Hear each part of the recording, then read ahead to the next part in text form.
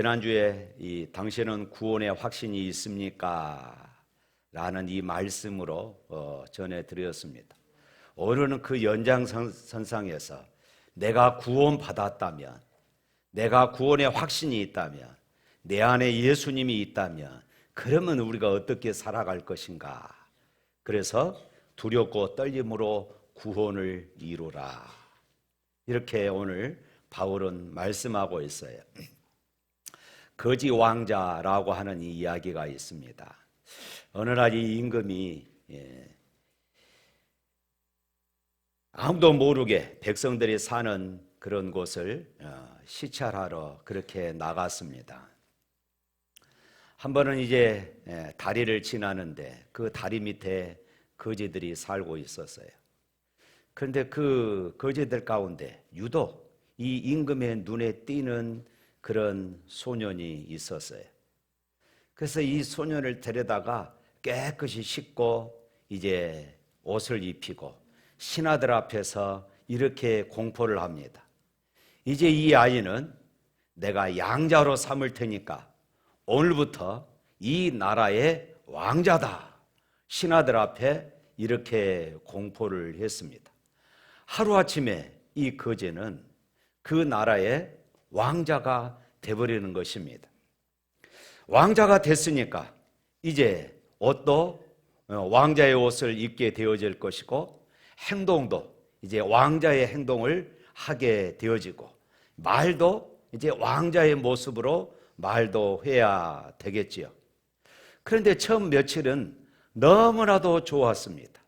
거지 생활을 하다가 이제 왕자가 되었으니 이 얼마나 황홀한 그런 시간입니까? 그런데 시간이 지나면서 궁궐이 답답해지기 시작했습니다. 이 옷이 너무나도 자기에게 불편하게 느껴진 것입니다. 마음껏 뒹굴지도 못하는 그런 상황이 되어진 것이에요. 그래서 아무도 몰래 이 왕자는, 거지 왕자는 궁궐 밖으로 나가려고 하다가 그만 시녀들에게 발각되었습니다. 시녀들이 말합니다. 왕자님, 이 늦은 시간에 어디 가십니까? 왕자님의 침실은 다리 밑 이 누추한 곳이 아니라 바로 이곳입니다.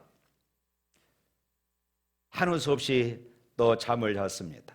이튿날 아침이 되었습니다. 세수할 시간이 되자 그는 또 밖으로 나가려고 합니다.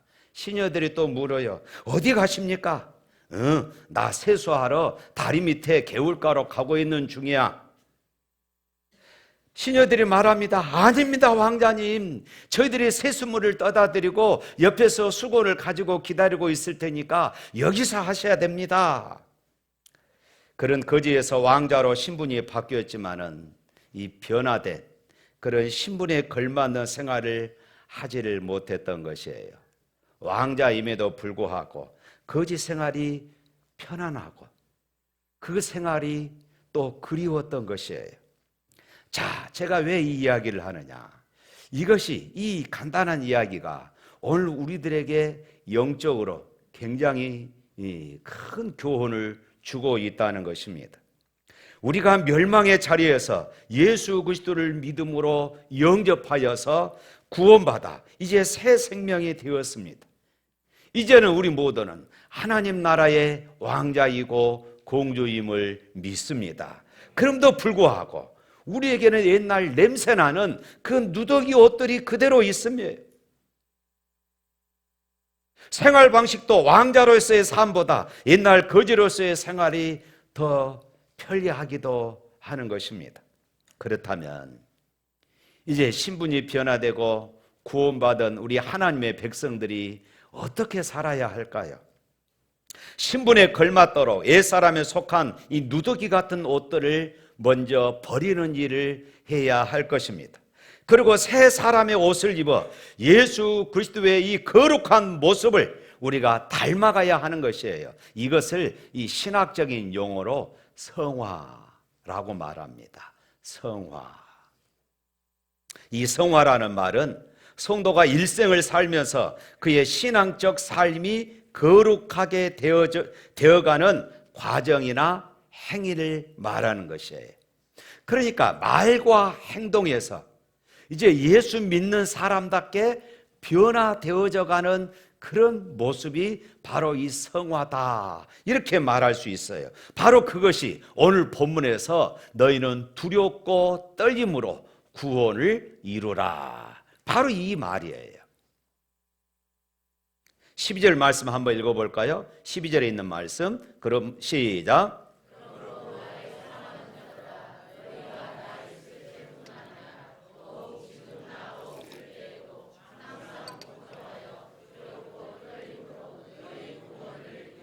예, 두렵고 복종하여 두렵고 떨림으로 너희 구원을 이루라.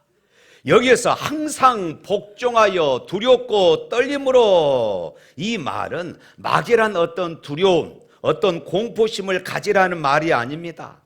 하나님을 경외함으로, 하나님을 사랑함으로 전적으로 하나님을 의지하며 말씀에 항상 순종하는 것을 의미합니다.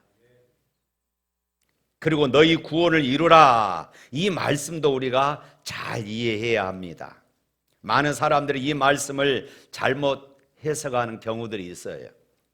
문맥을 제대로 살펴보지 않는 채 자기 스스로 이루는 구원, 어떤 자기 열심으로, 자기 행위로 이루는 그런 구원을 생각할 수 있다는 것입니다. 그러나 그것이 아니에요. 이 구절은 구원을 얻기 위해서 스스로 열심히 행해야 한다는 그런 의미가 아닙니다.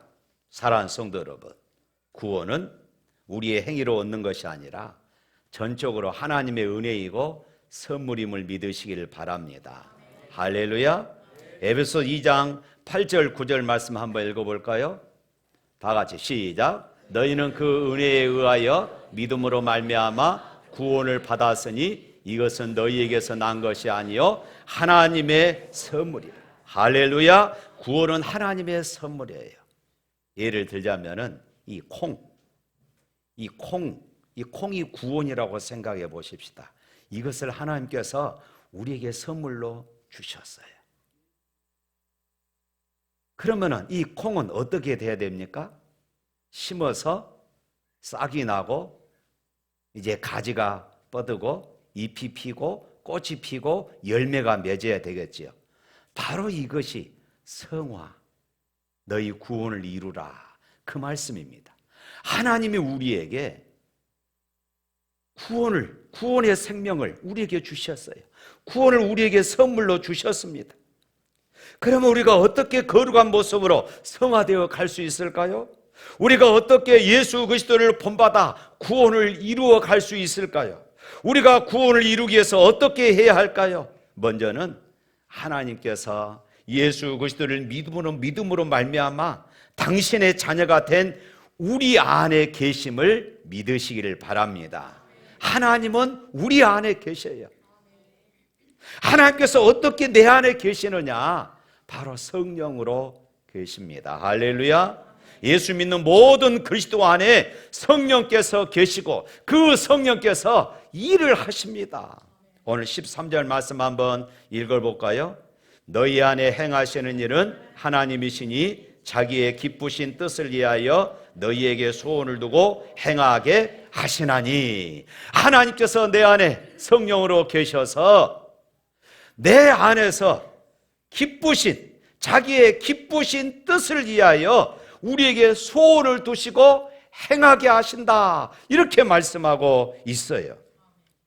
이것을 저는 거룩한 소원이다, 이렇게 말하고 싶습니다. 그런데 이 거룩한 소원은 사람이 억지로 내가 이렇게 해야지, 이렇게 해야지, 내가 억지로 마음 먹는다고 되는 것이 아닙니다. 우리 안에 성령께서 감동을 주시는 것이에요. 감동을 주지 않으시면 안 되는 것입니다. 성령께서 우리에게 거룩한 소원을 주셔요. 예를 들자면은 우리 지난번 탄자니아 선교를 다녀와서 나무 가지들을 꺾어서 예배당을 세우고 그 예배당 지붕을 또 천으로 그렇게 덮여서 그곳에서 예배드리는 그런 성도들의 모습을 보았습니다. 저는 그 모습을 보면서 야, 이곳에 우리 교회가 예배당을 세워야 되겠다 하는 이런 거룩한 감동이 온 것이에요. 그리고 이것을 제가 여러분들에게 선교 보고하면서 이야기를 했습니다.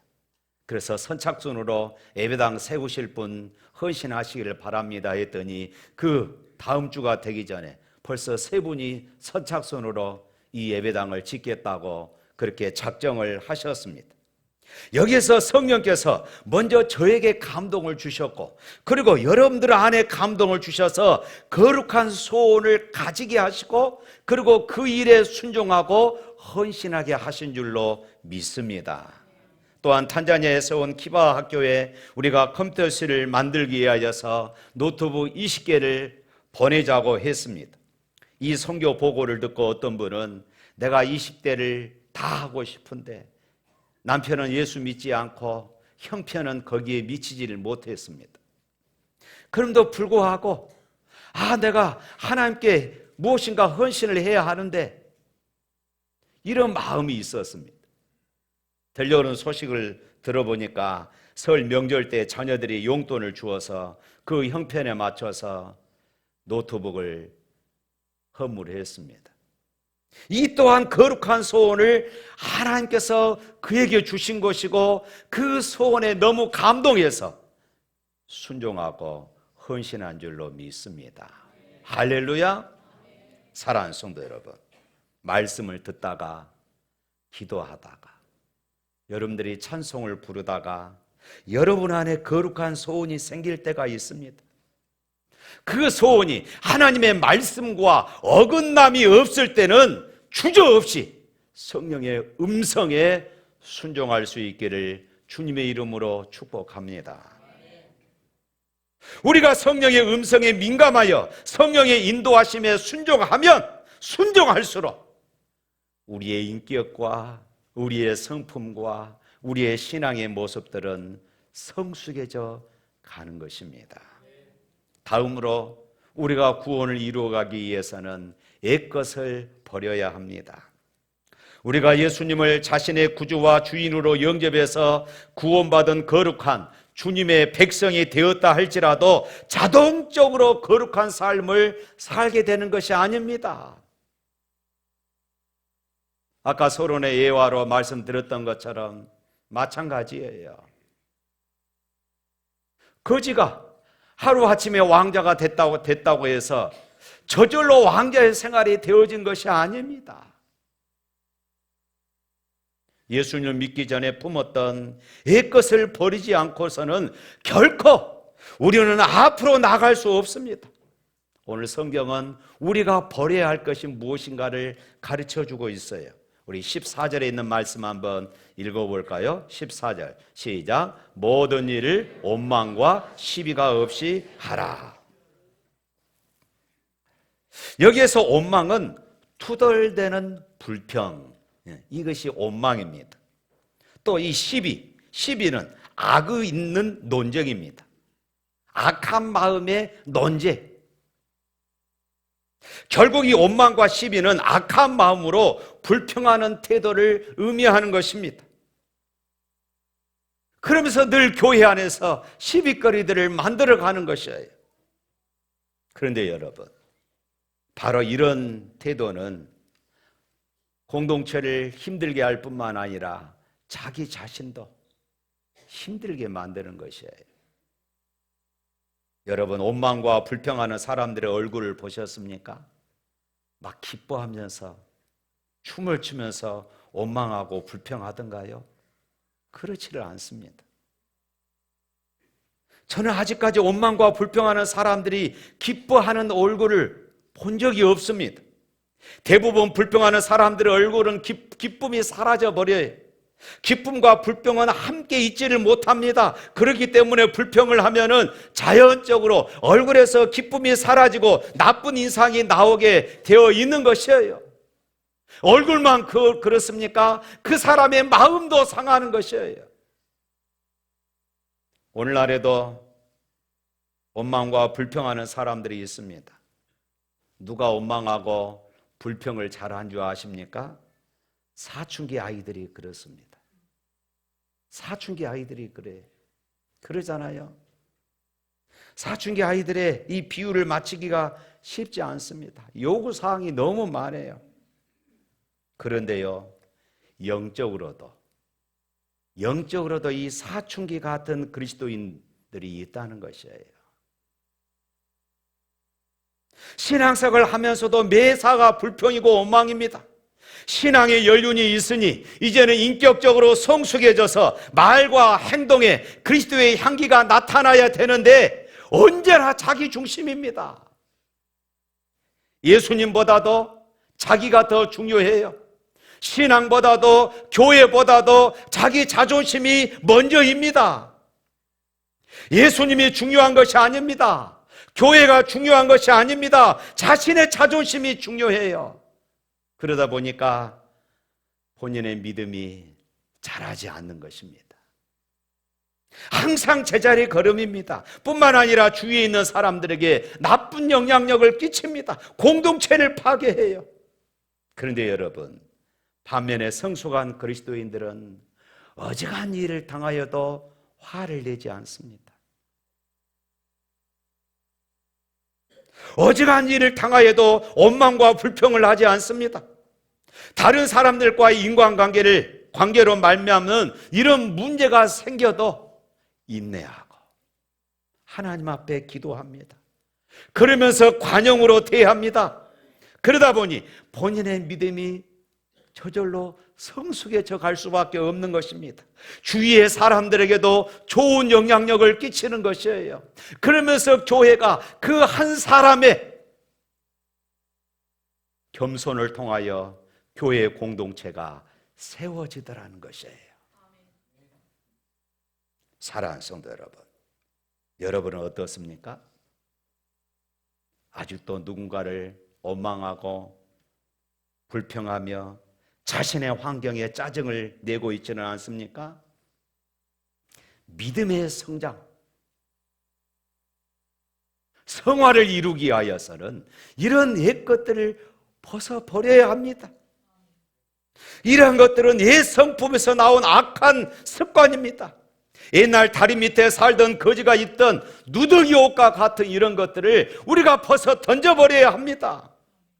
우리가 구원을 이루기 위해서는, 성화되기 위해서는, 예수님의 인격과 예수님의 삶을 닮아가기 위해서는 남들을 향해서 퍼붓던 원망과 주어진 환경에 대한 불평들, 수시로 시시비비를 따지는 이런 것들 우리가 버려야 할 줄로 믿습니다.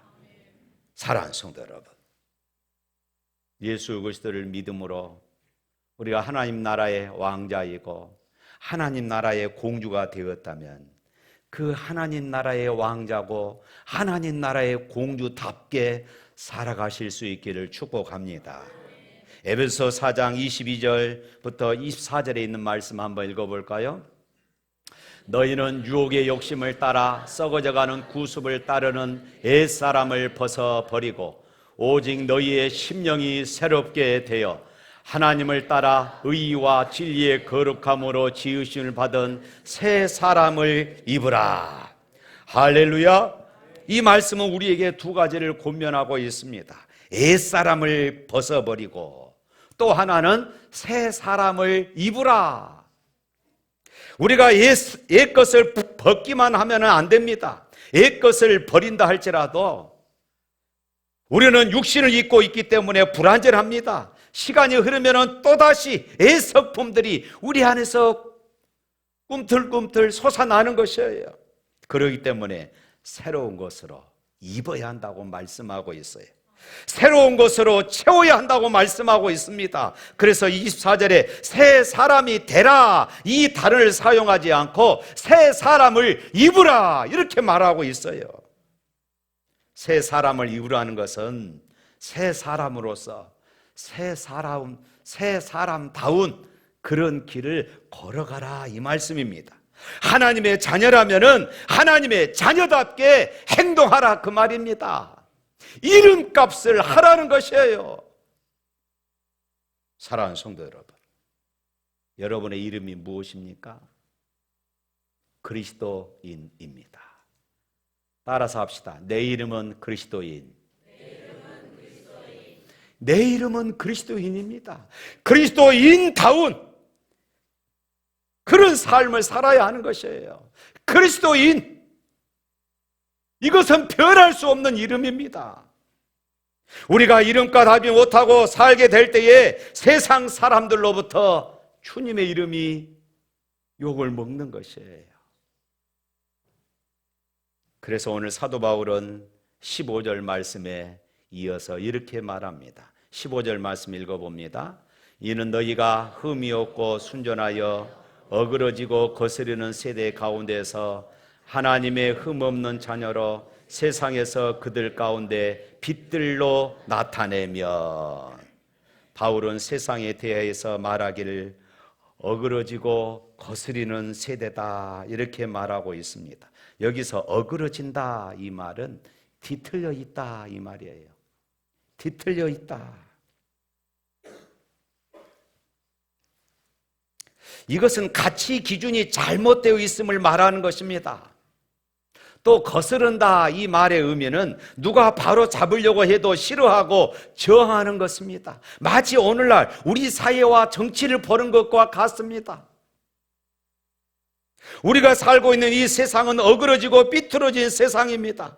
어떻게 보면 상식이 통하지 않는 그런 세상 같아요. 요즘 정치를 돌아보면 무엇이 참이고 무엇이 정의인지 혼란스러울 정도입니다. 뒤죽박죽 되어진 네미콘 안에 콘크리트처럼 완전히 짬뽕처럼 섞여져 있는 이런 모습들입니다. 그럼도 불구하고 기억하십시오. 그럼도 불구하고 우리가 하나님의 흠없는 자녀답게 행동하고 하나님의 자녀답게 살아가면은 어그러진 세상에 빛으로 드러나게 될 것임을 믿습니다. 사랑하는 성도 여러분, 아무리 세상이 어그러졌다 할지라도 다리 밑에 거지처럼 아무렇게나 살아가지 마십시오. 우리가 거지처럼 사는 것은 우리 이름에 어울리지 않아요. 우리 이름이 무엇이라고요? 그리스도인입니다. 할렐루야. 생명의 말씀을 단단히 붙잡고 하나님의 자녀처럼 살아가실 수 있기를 주님의 이름으로 축복합니다. 그런데 종종 보면 저 사람의 죽으면 천국 갈 수 있을까? 이 목사의 생각에 그런 생각이 들 때가 종종 있어요. 말이나 행동에서나 인격적인 측면에서 그렇습니다. 여러분 기억하십시오. 우리 구원은 믿음으로 말미암았고 하나님의 선물임을 믿으시기를 바랍니다. 그러나 그 믿음은 우리의 삶과 행동으로 드러날 뿐만 아니라 우리의 삶에 그리스도인의 지속적인 삶 속에서 열매로 나타나야 한다는 것이에요. 성경 말씀 볼까요? 야고보서 2장 14절부터 17절에 있는 말씀입니다. 내 형제들아, 만일 사람이 믿음이 있노라 하고 행함이 없으면 무슨 유익이 있으리요? 그 믿음이 능히 자기를 구원하겠느냐? 만일 형제나 자매가 헐벗고 일용할 양식이 없는데 너희 중에 누구든지 그에게 이르되 평안히 가라, 덥게 하라, 배부르게 하라 하며 그 몸에 쓸 것을 주지 아니하면 무슨 유익이 있으리요? 이와 같이 행함이 없는 믿음은 그 자체가 죽은 것이라. 행함이 없는 믿음은 그 자체가 뭐라고요? 죽었다고 말하고 있어요. 믿음이 있노라 하고 행함이 없으면은 무슨 유익이 있느냐? 그 믿음 갖고 그 믿음이 구원받은 믿음이라 말할 수 있겠느냐? 아니라는 것이에요. 사랑하는 성도 여러분, 우리가 하나님 앞에 설 때 우리의 행위가 드러날 수밖에 없습니다. 그리고 우리의 모든 삶의 발걸음들은 우리의 믿음을 증명할 것이에요. 우리의 지나온 발자국들이 그 사람의 믿음을 증명할 것이다, 이 말씀입니다. 여러분, 지나온 삶을 되돌아보며 여러분의 걸어온 이 발자국들이 과연 믿음의 발자국들이었는가? 구원받은 하나님의 백성으로서의 발자국들이었는가? 돌이켜 보십시오. 신앙생활 잘한다는 것이 무엇일까요? 저는 이 설교 준비하면서 몇 번 생각해 봤습니다. 신앙생활 잘하는 것이 무엇일까? 예수 믿고 살았더니 이런 축복 주시고 저런 축복 주시고, 예수 믿고 살았더니 이런 기적 저런 기적들을 체험했다, 이런 간증을 하는 것입니까? 물론 이것도 좋아요. 여러분, 예수 믿어서 이 땅에서, 하늘에서뿐만 아니라 이 땅에서도 이런저런 축복들을 누릴 수 있기를 축원합니다. 하지만 정말로 중요한 핵심, 내가 신앙생활 잘하는 것, 이 땅에서 내가 복을 얼마나 받았느냐, 이것이 아니라 내 신앙생활의 기간이 길어질수록 성화된 모습이 우리의 삶 속에 나타나는 것이에요. 내가 천국 들어가는 그 날이 가까우면 가까울수록 내가 주님의 인격을 닮아가고 주님의 성품을 닮아가는 모습들이 내 행동에서, 내 말에서 나타나야 한다, 이 말씀입니다. 그 사람이 신앙생활 잘한 사람이에요. 시간이 가면은 좋은 변화가 있어야 합니다. 안 그러면은 나쁜 변질이 일어날 수밖에 없어요. 마치 발효와 부패 차이를 아시죠? 시간이 가면서 발효가 되면은 그것은 유익하고 좋은 향기가 납니다. 그런데 부패하면은 해를 끼치고 악취가 나요. 똑같은 감이라도요, 그것이 좋은 발효가 나면은 이것이 감식초가 돼요. 그런데 이것이 부패해버리면은 냄새가 납니다. 부디 저와 여러분은 발효되듯이 성화되어서 예수님의 향기를 발할 수 있기를 축복합니다. 사랑하는 성도 여러분, 구원받은 그리스도인입니까? 대답 좀 하세요. 다시 한번, 구원받은 그리스도인입니까? 그렇다면은 그리스도인답게 사시기를 바랍니다. 여러분이 샘물교회 성도이면은 성도답게 사시기를 바랍니다. 어그러진 세상에서 빛으로 드러나는 그런 삶이 되시기를 축복합니다. 그리고 구원의 완성을 위해서 마지막 순간까지 주님을 위해서 헌신하고 충성을 다하는 그런 성도들이 되시기를 주님의 이름으로 축복합니다. 우리 찬양하겠습니다.